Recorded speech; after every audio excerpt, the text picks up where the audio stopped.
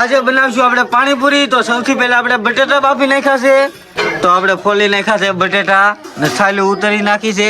હવે બનાવવાના છે બટેટા ને તળવાની છે પાણીપુરી।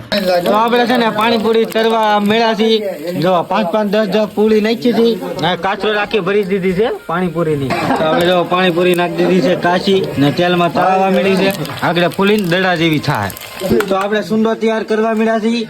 પેલા પાણીપુરી તળાઈ જાય તો સુંદો થઈ જાય તૈયાર। તો આની મારી આપણે બધા મસાલા નાખી દીધા છે।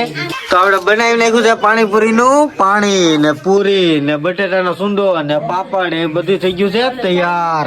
તો એક પૂરી લઈ લીધી છે, એની મારી આપણે સુંદો પણ ભરી દીધો છે। હવે પાછા આપણે પાણી બનાવ્યું ને પાણીમાં ભરી લીધું છે। હવે આ ભાઈ ટેસ્ટ કરશે, કેવી લાગી કોમેન્ટ કરશે આગળ। એ ભાઈ ને જો મોઢું નાનું ને પાણીપુરી મોટી થઈ ગઈ, કેવો ટેસ્ટ આવ્યો ભાઈ, મસ્ત ટેસ્ટ આવ્યો છે।